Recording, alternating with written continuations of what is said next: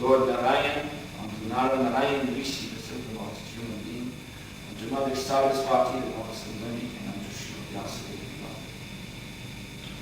This morning we're reading from the Śrīmad-Bhāgavatam, Canto 3, 8th chapter, which is called Manifestation of Brahma from Vishnu.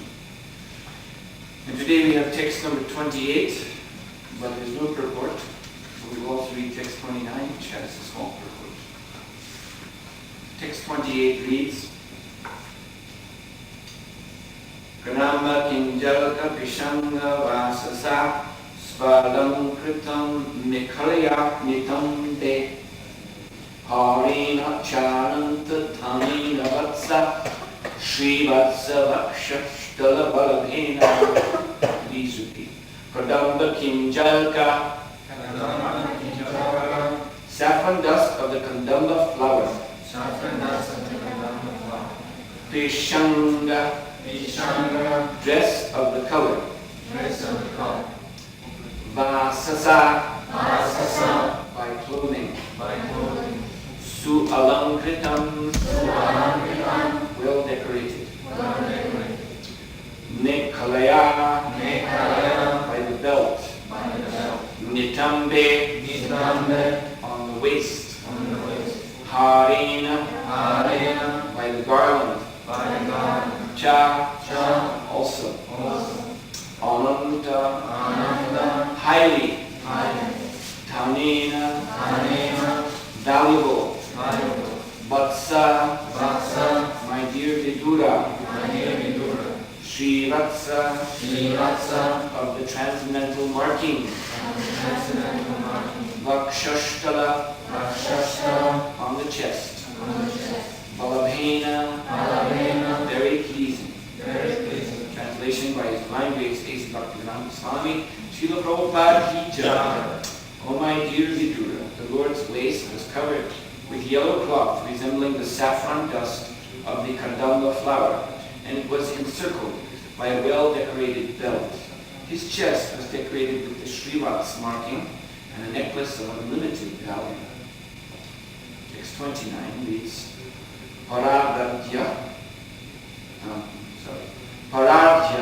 Keyura Moni Praveka Paryashta Durganda Sahasrashakam Bhagavatam Bhuvanangri Pendram Ayendra Bhogaya Adivita Varsham.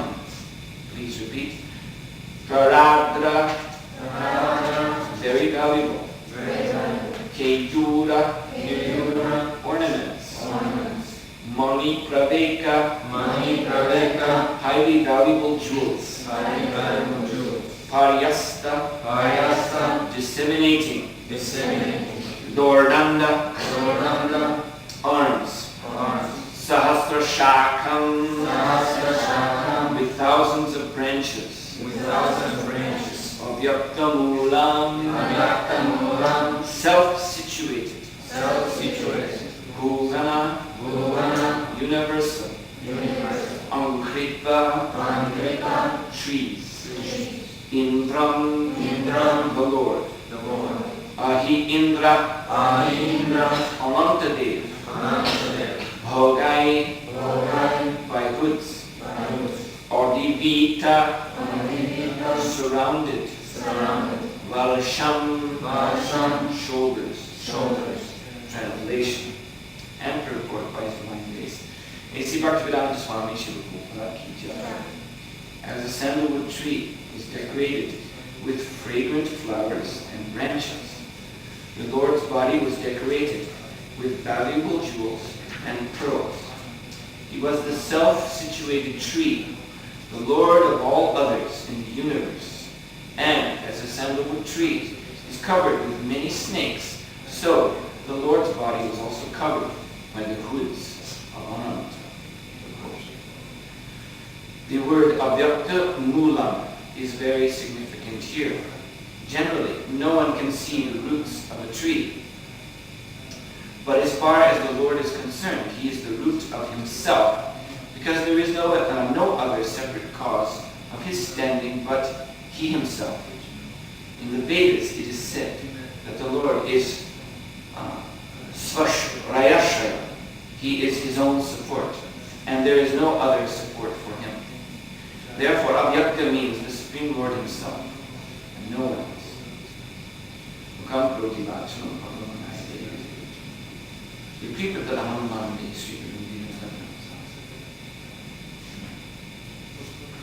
In Bhagavad Gita, in the 9th chapter, we find a very similar phrase to the one that is focused on here by Srila Prabhupada's word Avyakta Mula. Bhagavad Gita, Avyakta Murti is used, where Krishna says that this cosmic manifestation is pervaded by and supported by his Avyakta Murti. Jagat Avyakta Murti. So, this word Avyakta, first of all, Avyakta means unmanifest, or also inexplicable, beyond our perception, beyond our understanding. And Murti, Avyakta Murti, Murti means form. So Sri Krishna is saying that his form is the support, is the rest of the whole universe, where the universe takes shelter. And here, Avyakta Mula. So Mula means root. So it can also be understood in this way, that the cosmic manifestations, root or origin, is in Krishna. But Krishna is Avyakta. He is beyond our perception, beyond our capacity of understanding by our limited mind and senses. So when one tries to trace out the origin of existence, the origin of the cosmos, he comes to this Avyakta, this inexplicability. So philosophers and scientists and mental speculators of all varieties, they invariably, by their own brain power, come to some void or impersonal conclusion about the cause of everything, the final basis of everything. Of course, the Mayavadi philosophers, the traditional Mayavadi philosophers of India, we know that their conclusion is that the basis of everything is the impersonal Brahman. But today, in our Western culture, there are also a new kind of Mayavadi, who are the scientists. They also speculate. They use their own limited brain power to try to comprehend what is the origin and basis of everything. And they also come to an impersonal conclusion. In the astrophysics, the theories of the origin of the universe, they think that the universe suddenly popped out of something they call a singularity. Singularity simply means a point, an inconceivably small point, which contained all the stuff of the universe in it. So that means that it was inconceivably heavy, had inconceivable density, and is simply one impersonal thing. Beyond this point, there was no time, no space, there was no existence at all. Just this point. And then for some reason, out of this point, there popped this great bubble, like when you chew bubble gum, and then you blow it, and it's bigger and bigger. So this is their imagination, that from out of the singularity there blew up this universe, which popped out. And some of them speculate that some long point in the future the universe may again collapse into a singularity. So this is as far as they can go with their own mental speculation. avyakta. This is definitely inconceivable. Avyakta means inconceivable, inexplicable.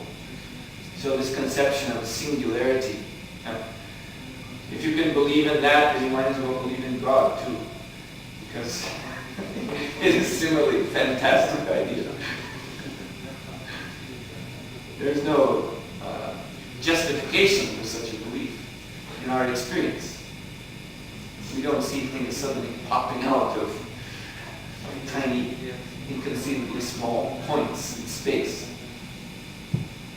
So, yes, avyakta, inexplicability.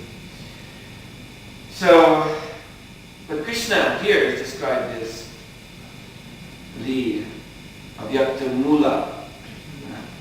Prabhupada gives the example of the roots of a tree. A very nice example. The cosmos, Krishna in the 15th chapter, this universe, he compares to a tree. And he says the roots are upward, because the tree of this universe is a reflection. So therefore, like a reflection of a tree on the bank of the river, it is upside down. Krishna says the roots are upward, and their origin, these roots cannot be traced out. They're avyakta, inexplicable to us. As we see the trees growing here in Stockholm, you can see the trunk, you can see the branches, but you cannot see the roots.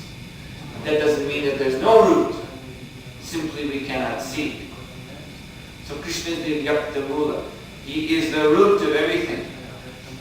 Beyond this inexplicable screen of our own ignorance.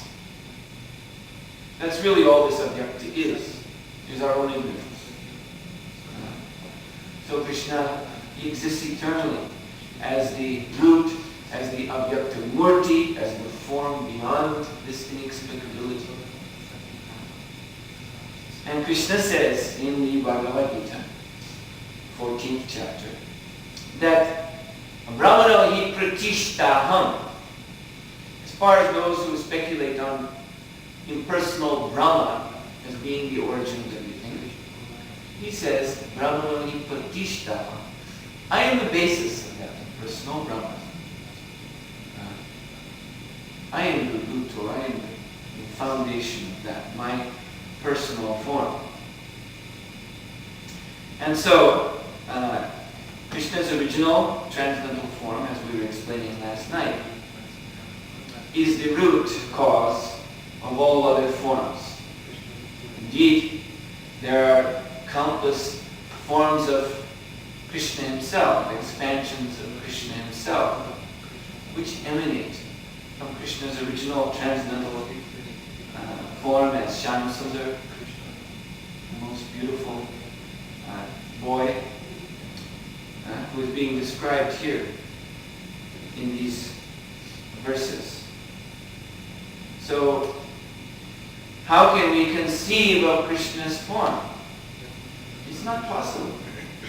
Krishna's form must be revealed to us. Like the immediate form of the Lord from which this universe comes out is Lord Mahavishnu. Now Lord Mahavishnu is an expansion of Sankarsana. Sankarsana is an expansion of Lord Narayan. Lord Narayan is an expansion of Lord Vasudeva. And Lord Vasudeva is an expansion of Krishna. So here we have an expansion of an expansion of an expansion. So, but the Lord Vishnu, although he's called Kala, Kala means a rather minor expansion. A rather minor expansion of Krishna compared to other expansions. Kind of lesser expansion. Nonetheless, Lord Mahavishnu is completely inconceivable to us. We cannot imagine a form, a personal form so great that the universe has come streaming out of the pores. And with every outgoing breath, and within the with the ingrowing breath, all these universes, countless millions of universes, they enter again into the body of Mahavishnu and are dissolved there. You can't imagine that the entire existence span of this cosmos, our lifespan is like a flash within the span of this cosmos. This cosmos, according to Vedic explanation, is 320 trillion years. This is the entire lifespan of Lord Brahma. And his lifespan is divided up into days, each one of which is more than 4 billion years, solar years in length. Now the scientists, they speculate that the universe, this Earth, came into being 4 billion years ago. But the Vedas say, no, that's 4 billion years, that's just the extent of one day of Brahma. And Brahma lives for 100 years in such days. And yet that whole incredibly long period of time is just one breath of Mahavishnu. The whole universe is coming out and going back in again, in one span of breath of Mahavishnu. And moreover, Srila Prabhupada explained that Lord Mahavishnu, he's sleeping in Yoga Nidra, breathing out and breathing in these universes. And as he's sleeping, he's dreaming. And these dreams are the events that are taking place within the universes, which we are accepting as being reality. So this is certainly inconceivable. And that's only this very near expansion of Krishna, Mahavishnu, from whom this universe is coming. So, the nature of Krishna's form must simply be accepted by us. It is not possible by mental speculation to arrive at the proper understanding of Krishna. So the Vedas reveal, the Vedic literatures reveal that Lord Krishna, Advaitam, Achyutam, Anadam, Anantarupam, Adyam, Purana, Purusham, Lavyogam, Vedeshur, Dulam, Adulam, Atmamatyam, Govindam, Adi Purusham, Tamham Jani. So this form of Krishna, first of all, it is Advaita. Advaita means literally one without a second. One without a second. The form of Krishna is original and unparalleled. And everything else in existence is simply a quality. It can be taken as a quality of Krishna's original form. Even his own expansions, like Mahavishnu, can be understood in this way. This is an aspect of quality of the original Krishna. And even we, jivas, living entities, we are also qualities, very tiny, infinitesimal aspects of this one, Advaita form of Krishna. So, there are those who seize upon this word Advaita, oneness. They take it to mean that everything is one without distinction, that we're all God. But that is not valid. Just like here, I can hold up this paper, and I can say this paper is, I suppose it's a blue color, somewhere between blue and green. But anyway, to make it simple, let's say blue. This napkin is blue.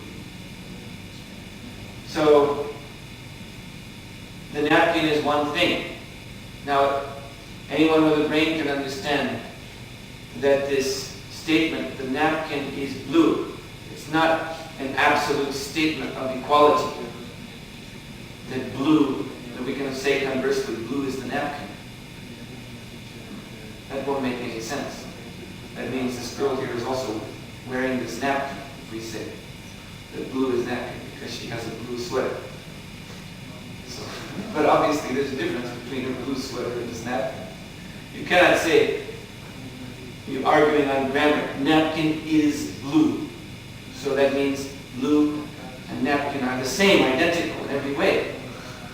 Not possible. But this is what the Mayavadis try to do. Everything is a quality of Kṛṣṇa.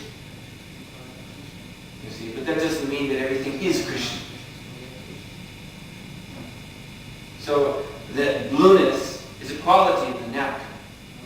In that way we can understand the relationship. So this is the true meaning of Advaita. That Kṛṣṇa is one and original. And everything else is also one with him in the sense of being his quality. The quality of this original form of the absolute truth. So Advaitam, Achyutam. Achyutam means that, this is the name of Kṛṣṇa, it means that Kṛṣṇa is infallible. He's perfect. We are certainly fallible. We have fallen down to this material world. We may foolishly take, as again Mayavadi philosophers do, that to be personal is to be imperfect, because we have only experience of imperfect personality. We, in our present personal form, we are ridden with imperfections.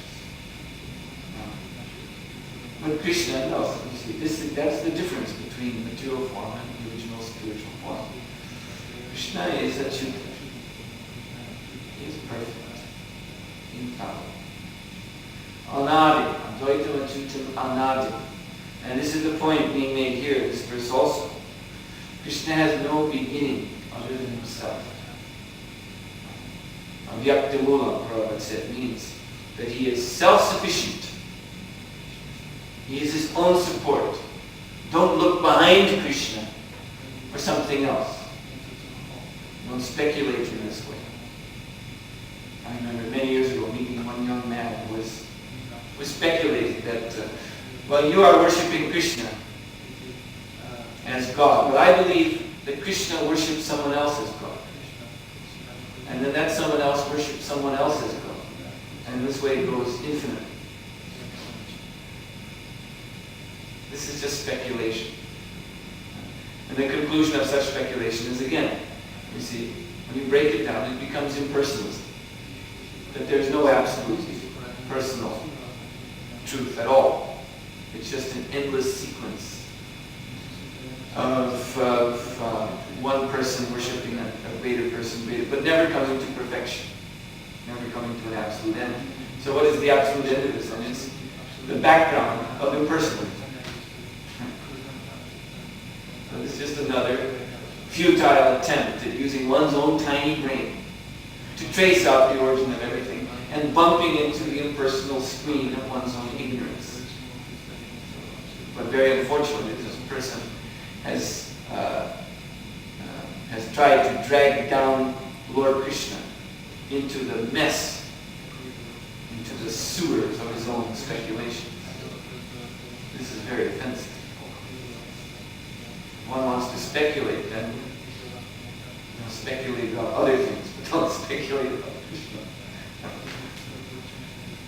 So anyway, Advaitam Achyutam Anadi. Kṛṣṇa is without beginning. Don't look behind Kṛṣṇa for someone else or something else to explain why Kṛṣṇa is existing.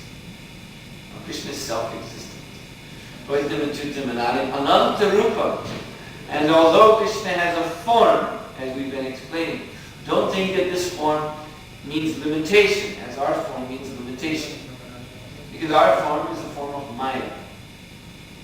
I said last night to Śrīmad-Bhāgavatam Saraswati, once gave a definition of the word Maya as meaning that which is measurable. So this body that we have is a body formed of Maya because it is measurable. It has its length, it has its breadth. And beyond that, this material form does not go. In this way it is distinguished from all other forms because of its own limitation. But Krishna's form is Ananta. It is endless. It is absolute form of absolute consciousness. All other forms are included within this original absolute form.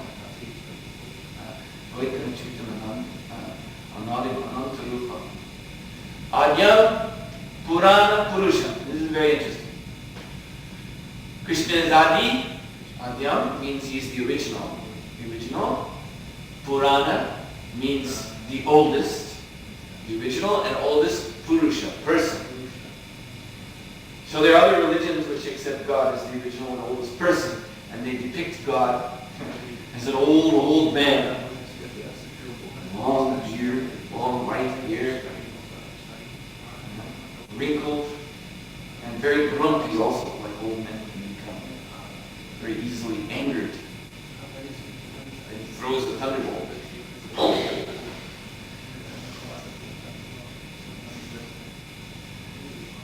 So, but the Brahma Samhita says, Anyam Purana Purusham Navayogancha. Although Krishna is the original, the oldest person, he is Navayoga. He is an eternal, youthful, young boy. Navayoga, youth. Ever new youth. So, Vedeshu Durlabham. And it is very difficult to understand Krishna simply by scholarship of the Vedas. The Vedas present Krishna to us. But if one tries to understand simply by scholarship, simply by the words of the Vedas, and nothing more, then it's very difficult to understand Krishna. In his Vedanta Sutra commentary, Srila Baladev Vidyabhusha has described two kinds of persons who have knowledge from the Vedas. One he calls Brahmanishta and the other Brahmavit. So Brahmanishta, Nishta means faith. This person has firm faith in the statements of the Vedas. This Brahma refers to the Shabda Brahma, the sound vibration of the Vedas. So he's Brahmanishta, he has firm faith in the statements of the Vedas, but his understanding, his perception of the Vedic message is in terms of words. So his position, Srila Baladev Vidyabhusha says, is like that person who knows that honey is sweet from the words. He knows, having learned, that there is something called honey. And he knows from the words that it is sweet. So if someone asks him, what is honey? What is the quality of honey? He will correctly answer, honey is sweet. That's as far as he knows. The words. So actually it's very difficult to understand Krishna in this way. Understanding Krishna means really Brahmavit. To have direct perception. I used last night the word apta. Apta means one who is speaking Vedic knowledge that he is actually realized. The words of such a realized soul are considered as good as the Vedas.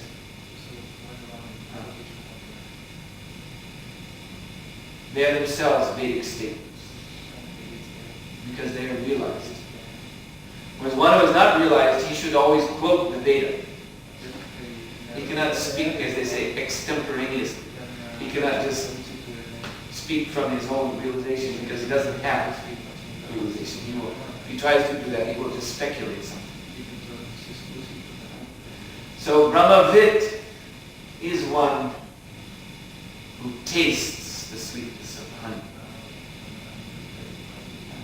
Now as far as what the two Brahma Nishta or Brahmavid will say to others, that will be the same. And what can you say if you have honey is sweet to another person who hasn't tasted honey? But the Brahmavid, he is tasting the honey. So you see, that is what is required to actually know Krishna. So Vedeshur Durlabham. It is very difficult to come to full knowledge of Krishna simply by scholarship of the Vedas. But Adurlabham Atma Bhakta. It is easy to know Krishna through the process of Atma Bhakti, pure devotion of the soul. It is by this pure devotion of the soul that one can actually directly taste the sweetness of Vairaguru. So these words, these descriptions in the Śrīmad-Bhāgavatam are meant to be tasted. They're not meant to be food for mental speculation. It's not that we should read these words and think of them as symbols for something else. We try to imagine in our little brain what in the world these words could really mean, what they could really symbolize.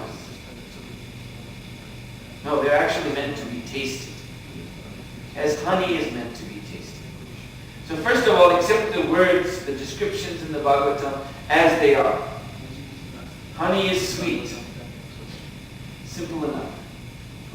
So similarly, the Lord's waist is covered with yellow cloth, resembling the saffron dust of the Kṛṣṇa flower.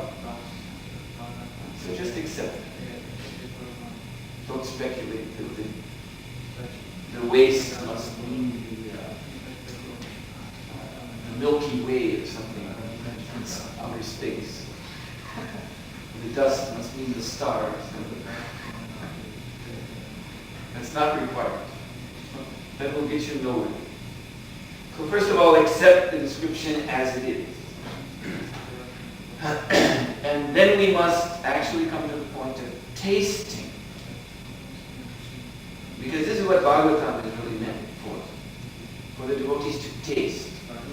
Sri Chaitanya Mahaprabhu, when he was staying at Puri with his intimate disciples, headed by Srila Sarup Damodar Goswami, this was their main engagement, was tasting Śrīmad-Bhāgavatam.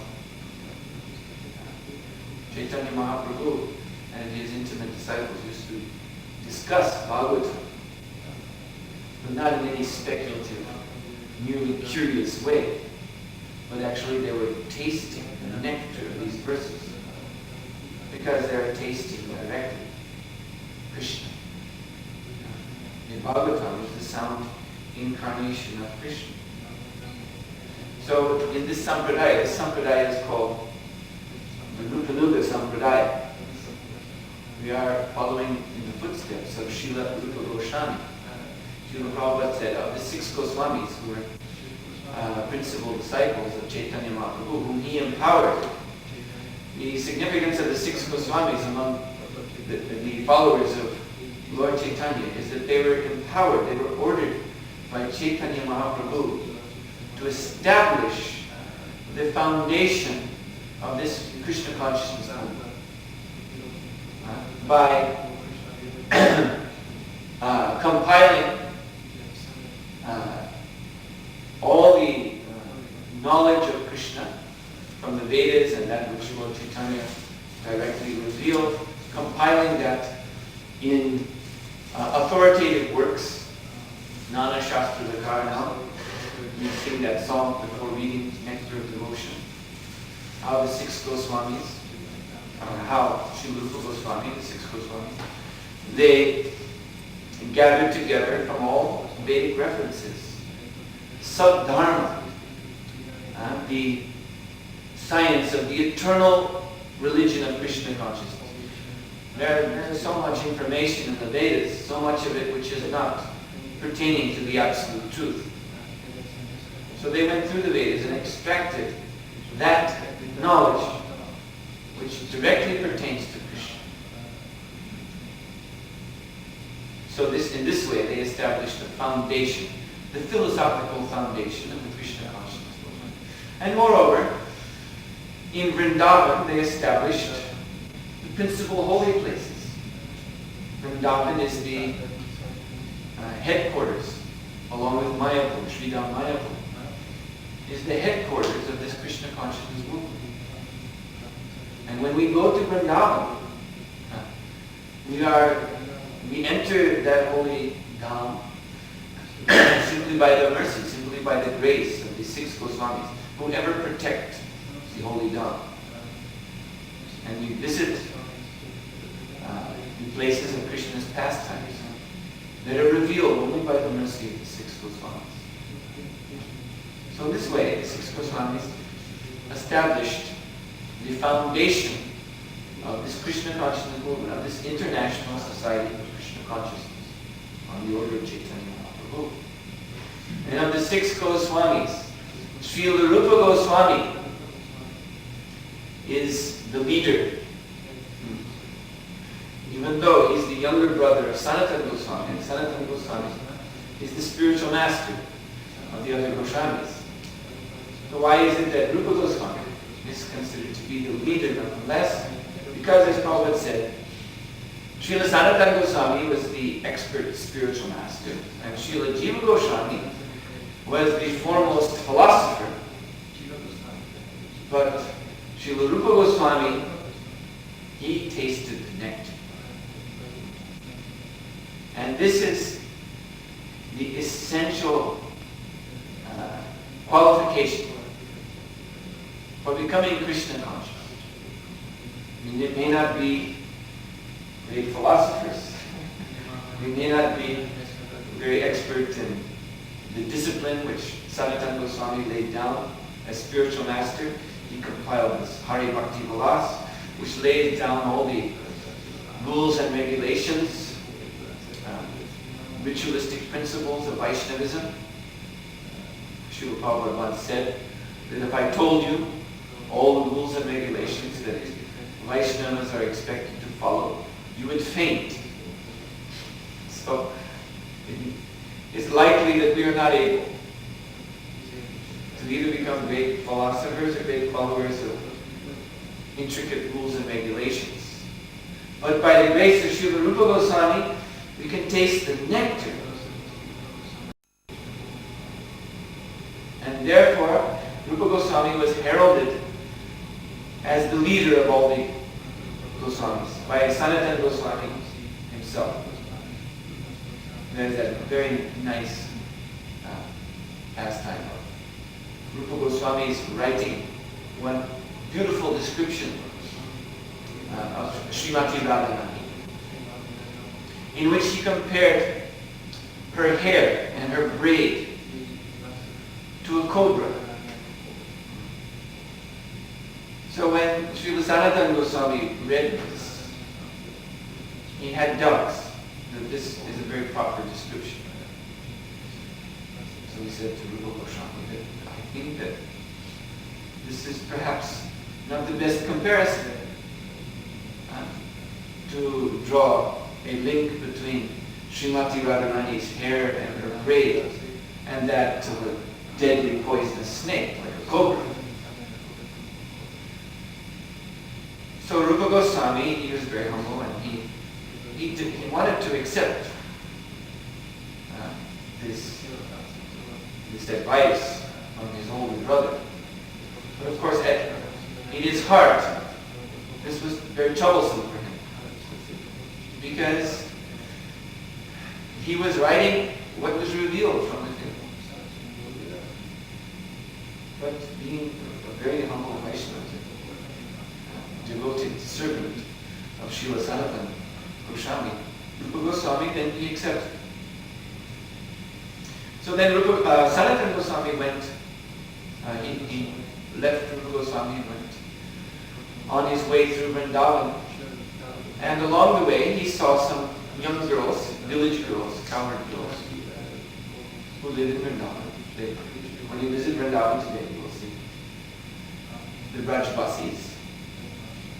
So he saw some young girls, teenage girls. They were playing. together, laughing, singing. And he looked closer and he saw that one girl, on her back there was a cobra. It was coiling up her back, and the hood of the cobra was right over her head.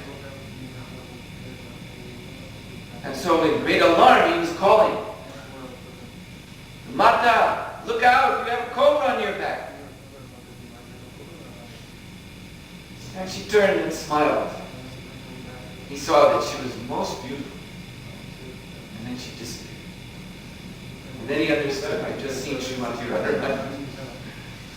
So when he saw Rupa Goswami again, he said, "Rupa Goswami, although officially I am your guru, the fact is you are my guru. Because your realization of Shri Radha and Krishna is so deep, because you have such profound relish, profound taste for their qualities and pastimes, that they're always showing you extra special mercy." In this way, Sanatana Goswami glorified his love. So this is Rupanuga Sampradaya. That our hope for becoming Krishna conscious is in this, that we develop a taste for hearing and chanting about Krishna, for reading Śrīmad-Bhāgavatam, for serving the deity, for associating with devotees, for with all the aspects of this bhakti yoga process. We must simply develop a taste, an attraction, and attachment for it. And by that attachment, that taste, then one is blessed by Krishna's mercy. Krishna, he is drawn to the loving sentiments, the sincere and pure loving sentiments of his devotee. He is very inclined to shower his mercy upon that devotee. He may be simple, and he may be not a very intellectual person, but if he has some loving feeling, some sincere taste for hearing and chanting and remembering, serving Krishna, then Krishna is very inclined to shower his mercy upon that devotee. So now, but what does it really mean to be Rupanuga? There are those unfortunate persons, sahadyas, who think that it's all just a matter of emotion. They will dress up in some loincloth, like the Goswamis do, and they will make display of false renunciation. And they will exhibit false emotions of love of Krishna, rolling on the tongue, forcing tears to come to the eyes, and acting in different ways, choked up voice and trembling and all these things. And they think this is Krishna consciousness. There are many, many, many persons in India who actually believe, because they have learned from their guru that this is Krishna consciousness. They've never even heard that there's any other way to practice Vaishnava Dharma than this Sahajya way. So that is their misfortune. But we should not, in this International Society for Krishna Consciousness, try to import that same misfortune into our ranks. Actually, this taste that we're speaking of does not come from some imitative, emotional conjuring trying to churn up one's emotions. This is not the method. Srila Prabhupada explained the method. It's very simple. We are on this sadhana bhakti platform. There are two platforms, two basic platforms of devotional service. There's the Vaidhi Marg and the Raga Marg. So Vaidhi Marg means the path, Marga means path, of Vidhi. Vidhi means following rules and regulations, which are presented in the scriptures. And Raga means attachment. Raga Marg, the path. Well, one actually has this taste, this attraction to Krishna. But we are on the Vaidhi Marg. So in Vaidhi Marg, our devotion to Krishna, our sincerity in devotion is seen in our adherence to the rules and regulations, to the regulatory principles, to the temple schedule, to the daily chanting of 16 rounds of Hare Krishna Maha Mantra per day, to the taking of Krishna Prasad and no other food stuff, to the engagement of the body and mind in Krishna's service and no other activities. This is regulation. So the taste or the attraction to Krishna at our stage is seen in this. Now some people, they think, well, but this is not really attraction to Krishna. This is just following a schedule. There are many. These persons who have this sahajya tendency. This is their attitude. You're just following some schedule. Anyone can put a schedule on the wall. Even karmis do it. And they get up at a certain time and they do this and they do this and they do this. So what does that have to do with love of Krishna? But the fact is that to follow a schedule, to take the trouble to get up early in the morning, and to perform different activities in regulated fashion every day, there must be some motivation for that. And karmis are doing it because, as Prabhupada said, they take money to be the honey. Money is the honey. So therefore, they get up in the morning and take shower, some of them. There's only a few of them. And they perform all their morning duties before the sun comes up.